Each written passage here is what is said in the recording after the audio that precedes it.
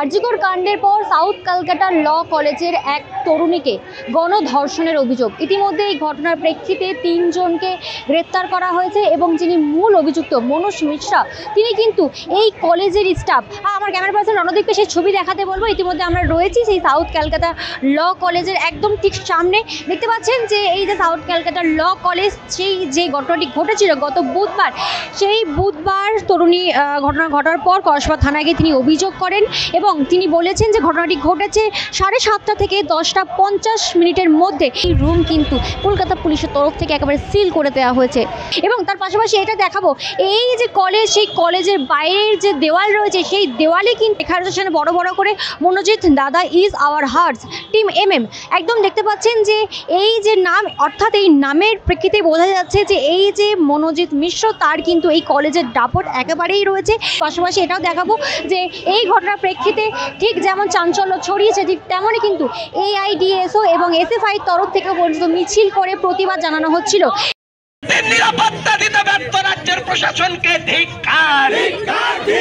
আরজিকরের পর আবারও কলেজের অভ্যন্তরে থাকতে নিরাপত্তা দিতে পারছো না কেন? রাজ্য সরকার জবাব দাও। অত্যন্ত নিন্দনীয়, ধিক্কার জানানোর কোনো ভাষা নেই।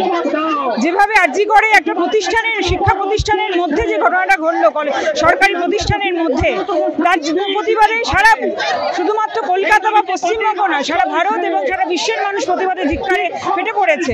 এখনো পর্যন্ত কিন্তু বিচার আমরা পাইনি।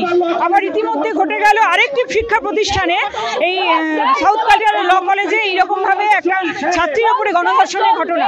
এটা অত্যন্ত নিন্দনীয়, ধিক্কার জানানো ভাষা নেই। এবং আমরা যেটা বলতে চাইছি যে কোথাও মেয়েদের কোনো নিরাপত্তা নেই, সেটা কলেজ হোক, শিক্ষা প্রতিষ্ঠান, রাস্তাঘাট হোক, সর্বত্র সরকারের এখানে কোনো ভূমিকা নেই। এবং দেখা যাচ্ছে যে যারা জড়িয়ে আছে, যারা যারা ঘটনাটা ঘটালো, তারা সরকারি দল করে, সরকারি দলের সঙ্গে যুক্ত, তৃণমূল ছাত্র পরিষদের সঙ্গে যুক্ত, কেউ প্রাক্তনী কেউ বর্তমান, কিন্তু তারা এগুলোই করে যাচ্ছে। অর্থাৎ কোনো নীতি নেই, নৈতিকতা নেই। তাদের যে ইউনিয়ন, সেখানে তারা যে ছাত্র সংগঠন করে বা যে সংগঠন চালায়, সেখানে তাদের কর্মীদের মধ্যে কোনো নীতি নৈতিকতার কারবার নেই। পুরো ব্যাপারটাই চলছে যেমন করে হোক মেয়েদের উপর নির্যাতন চালানো, যেমন খুশি ফি বাড়ানো, এই সমস্ত দিকেই চলে যাচ্ছে। মেয়েদের কোথাও কোনো নিরাপত্তা নেই। সেটা উত্তরপ্রদেশেই বলুন, বিজেপির রাজ্যেই বলুন, আর এদিকে দিদির রাজ্যেই বলুন, সর্বত্র কিন্তু একই অবস্থা।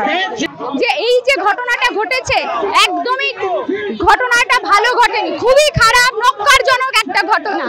একটা ল কলেজ মানে একটা শিক্ষা প্রতিষ্ঠান, শিক্ষাঙ্গনের মধ্যে ছাত্রীদেরকে সুরক্ষা দিতে পারছে না। আরজিকরের সেটাও একটা শিক্ষাঙ্গনের মধ্যে হয়েছে, এটাও শিক্ষাঙ্গনের মধ্যে হয়েছে। আজকে রাজ্যে যে সরকার আছে, তৃণমূল সরকার, যে মুখ্যমন্ত্রী নিজেই মহিলা, সেই মহিলা নিজে হয়ে আজকের এরকম গোটা রাজ্য জুড়ে মেয়েদের কোথাও সুরক্ষা নেই, ছাত্রীদের কোথাও সুরক্ষা নেই। কর্তৃপক্ষ জবাব দাও। এই জবাবের দাবিতে অবরোধ চলছে, প্রতিবাদ চলছে।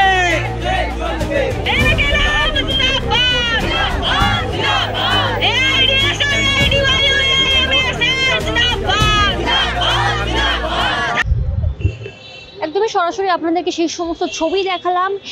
এরপরে যে ফরেন্সিক টিম আসবে, তারপরে কি তথ্য উঠে আসে সেই দিকেও আমাদের নিশ্চয়ই নজর থাকবে। এবং এই ঘটনার প্রেক্ষিতে যে 3 জনকে গ্রেপ্তার করা হয়েছিল, তাদেরকে যে 1 জুলাইয়ের মধ্যে যে তাদেরকে পুলিশের হেফাজতে রাখা হয়েছে, তাদের ফোন বাজেয়াপ্ত করা হয়েছে। পরবর্তীতে কি তথ্য উঠে আছে সেই সমস্ত তথ্য আপনাদের সকলের সামনে তুলে ধরবো।